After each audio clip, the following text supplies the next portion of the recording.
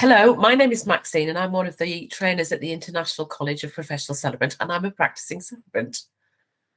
And hello, everybody. My name is Julie Biseka, and I too work with ICPC, as it will be known hereafter. And I too am a working celebrant. So we're here today, Julie, aren't we, to talk about personality traits and what personality traits it's useful for a celebrant to have, because celebrancy isn't really suited to everybody. And I think it's important for us to talk about the personality traits that make a celebrant successful, to make sure that people are sure when they take that step. It's a really specialised discipline, isn't it? And with the right training and the right personality traits, you can be an absolutely brilliant celebrant. So we're here to talk about them. I kind of wanted to start off with motivation. Why do you think it's important, Julie, for a celebrant to remain motivated or to be motivated? Well, like any business that you're running for yourself as a self-employed person, motivation is key. You have to know each day what you want to achieve, and it's always advisable that if you can, to try and do something to move your business forward a little bit every day. And that way, success breeds success. And if you do those first actions, it starts the ball rolling, and then you start to see the outcome from those actions, and then they lead further on. So motivation is like what the step one of what you need to be a self-employed celebrant. I think you're right. And you have to keep motivated, don't you? Because like any other business, when you first start out, it can feel a little bit tough, can't it? Especially if you haven't worked for yourself. So you might not get your first wedding, for instance. And I'm not sure if I got my first wedding couple or not. But you speak to celebrants who said, oh, I've had a call and it didn't go so well. And sometimes it's hard to keep motivated, but you have to, don't you? Because as you have these different experiences, you learn, don't you? And you can apply all of these learnings and stay motivated, even on days when sometimes you don't feel like it. And I think that's what's great about celebrants supporting each other, because you're going to have those moments where you don't quite achieve what you want to achieve, because nobody does all the time. And to have the support of your group that you've trained with, perhaps, or your cohort, or your celebrants you're connected with in your area, and to share those moments of when you might need that little bit more motivation of, don't let that get you down, think about all the ones you do get, and so on. And also to celebrate the wins. Absolutely. That also is brilliant for keeping motivated and keeping moving forward. How do you stay motivated, Max? Well, I've got a really good network of celebrants, because sometimes if you're feeling a little unmotivated, your other half might not get it. So I think it's really important to have a network of celebrants. They can give you tips, they can help you out. And I certainly found that when I was first starting, is to surround myself by knowledge and using that knowledge to think about what's going to work for me and what's not going to work for me. And if I've had a difficult day, you reach out to the people that you trust, don't you, to spur you on. So that's what I did. Yeah, I think that's excellent. I think other halves are good, a lot of the time for bless them. To, but actually, we walk the path, haven't we, as celebrants? So we know how important the role is, and we are excited about ceremonies, and we want to do every ceremony we ever can do. So yes, we do need to share those experiences with our colleagues and see what they say about things. And, they can come up with ideas for you to improve and move your business forward. So I definitely recommend a collaborative approach rather than a competitive approach. Absolutely. I'm with you all the way. The other thing I wanted to talk about is communication, because in essence, we are communicators, aren't we? If you think about funerals, we are communicating a person's life to the mourners, and we're communicating a couple's love. And in order to do that, we've got to communicate effectively in several other areas, don't we? We have to do that with the funeral directors, our couples, the venues that we work with, the suppliers that we work with. And it's important, isn't it, to have the right style to do that. What are your thoughts on that? The right style, that's an interesting phrase, because obviously we've all got different styles. We do. Perhaps an even better phrase might be that we're able to clearly communicate. Mm. That each of us, it may having different styles, but would also not be worried about picking up the phone and having that relationship with people, getting rapport, clearly communicating what we want to know from people or what we can offer people. And sometimes that takes a little bit of bravery, to be a clear communicator, because we know in our heads, oh, well, I would say that and I would say it, but doing it, of making that appointment, clearly communicating with a venue or with your clients, with a funeral director, whoever you're dealing with, even with each other, clearly communicating what our needs are or what we would like to offer, is a skill, and it's part of our personalities whether we can do that. However, I do think that we can learn those tricks to communicate clearly. Do you? Absolutely. And I think when people come to training, they're very often nervous about how to start a conversation with a bereaved family, for instance. What do you say? How are you able to be empathetic and professional and actually get the information that you need in order to pull a service together? And I don't know if you found that, but I think people are quite often nervous about doing that. But we approach that in our training, don't we? We do. Interviewing techniques are a whole different subject area. It's still part of communication, but knowing how to use different techniques to elicit information is key to an interview. And in that particular instance, especially working with the bereaved, is quite an art form to do it gently enough, to encourage information, to ask those really good questions, which pour out information to you to really discover who the deceased was. Yes, absolutely. And I think we see big improvements during the course of a week when people do train. So when they first come, there's often a worry, isn't it, that they might not be able to do that. And then by the time that they've practiced it and thought about it and written the questions down, created a questionnaire, it starts to become second nature. And of course, once we train as celebrants and we're out there being a celebrant, the more times we do it, the easier it gets. That's right. And written communication is really important, isn't it? I'm thinking particularly about working with funeral directors.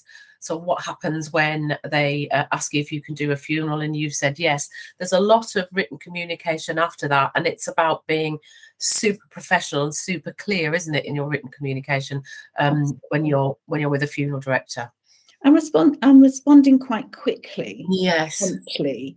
So that's all part of good communication, is that if you're leaving somebody behind and they're waiting for an email or they're waiting for a phone call, it starts to cause anxiety, especially in the situation of arranging a funeral. That's Where true. people are in a bit of a fog and they don't know how things are going to proceed or how quickly or what they need to be doing.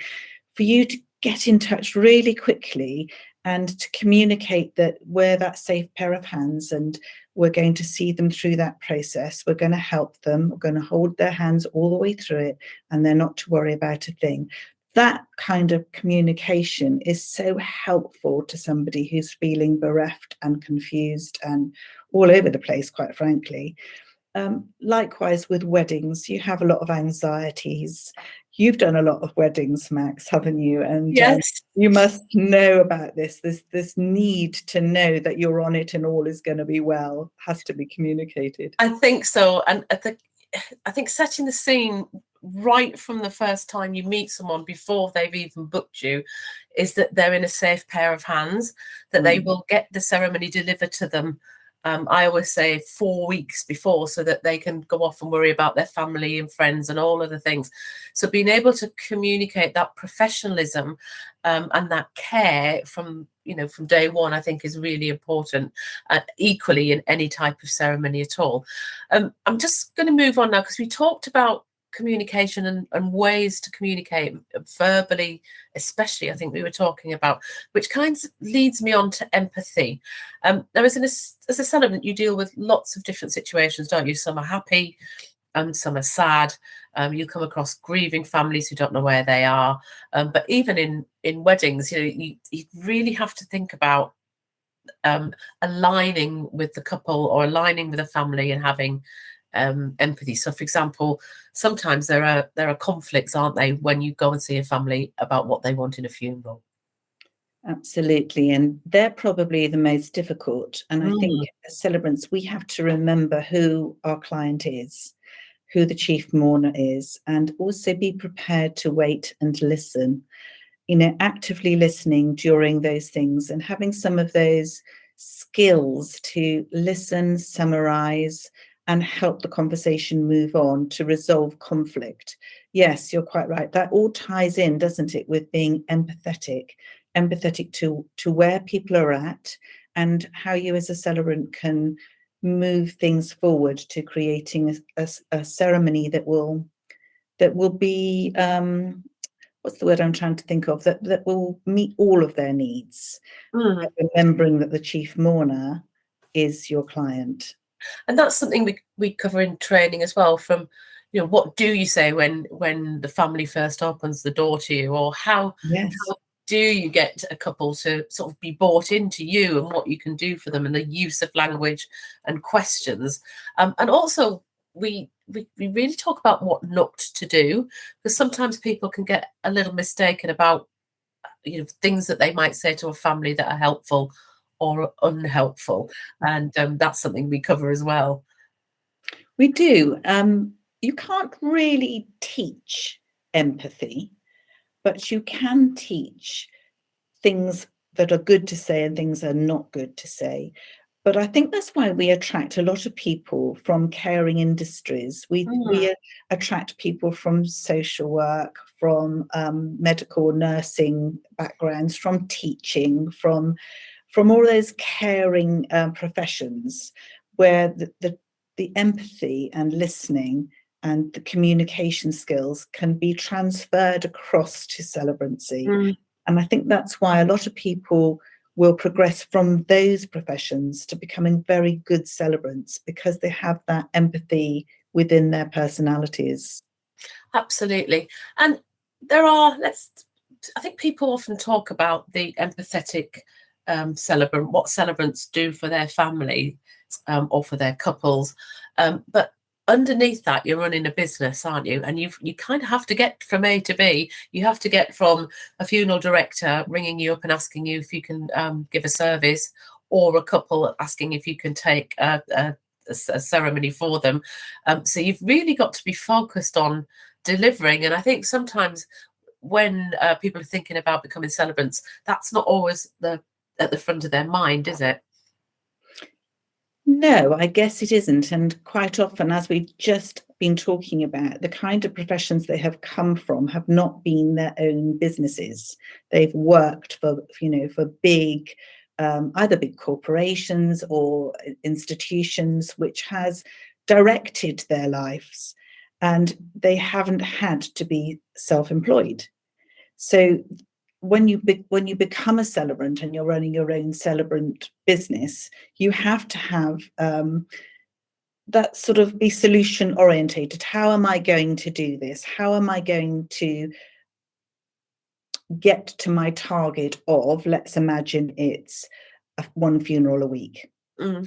That's what my target is. I want to do one funeral a week and I want to do 6 weddings in my first year. Let's just say that as an example. How then do I get to that point? How do I resolve that?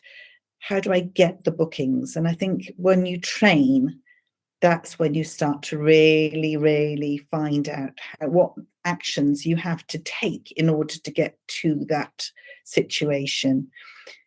Coming from being a nurse or a teacher, you haven't had to do that before. And I think that, I've come from a teaching background. Luckily, I also had some business knowledge, but I think a lot of teachers who come into Celebrancy haven't had to do that.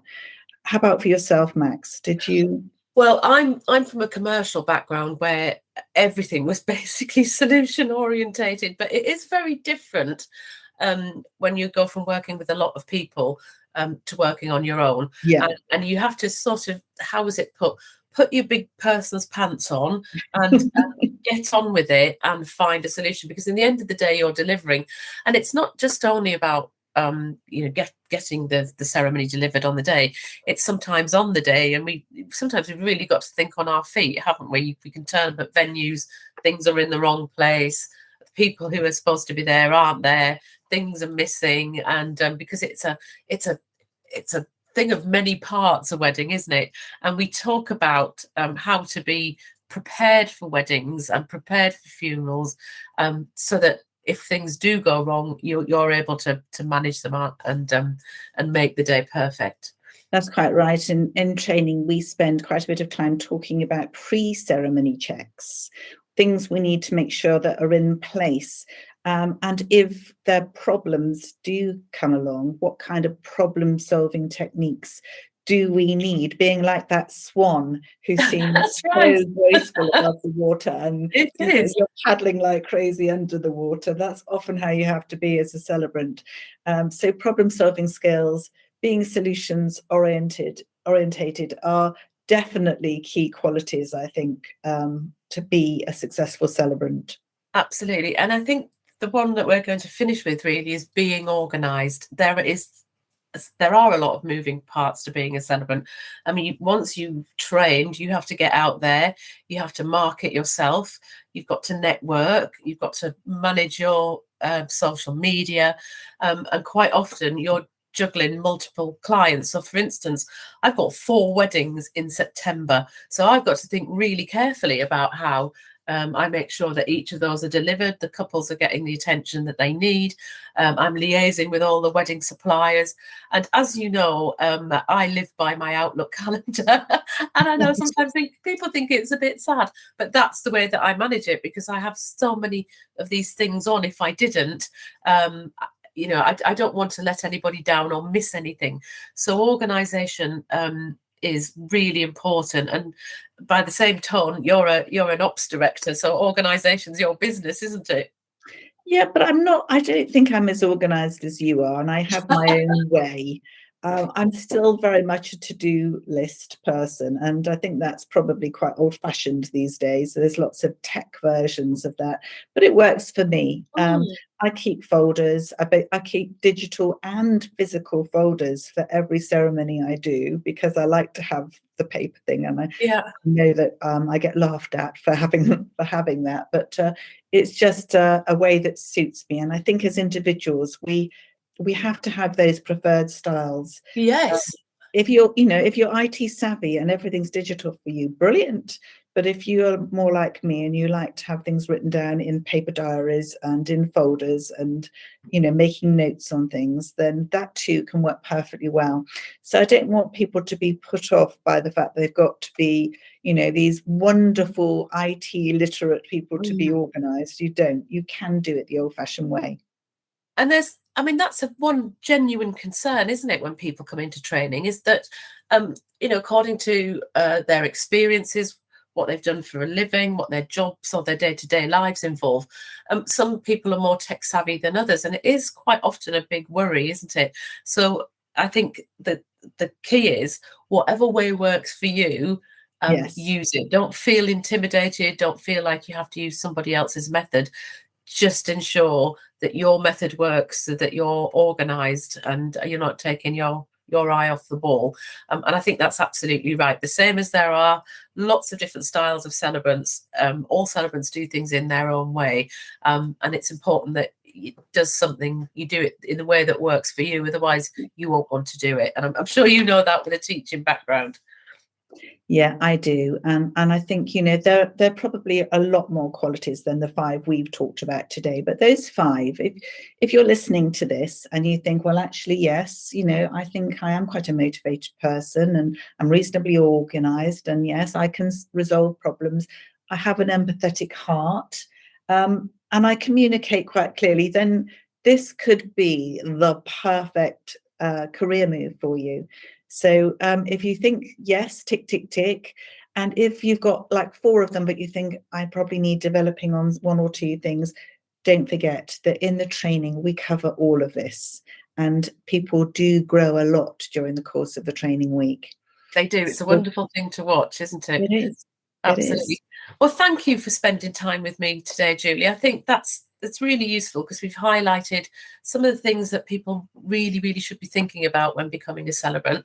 And I'd just like to add that we are here if people want to talk about it in more detail. We've got a great team who've got a lot of experience, and people can just contact the International College of Professional Celebrants if they want to know more. But thank you very much, Julie. It's been a joy. Thank you. And thanks for mentioning that. I think support after you've trained is equally as important, and we're very happy to give it. So thank you, Maxine.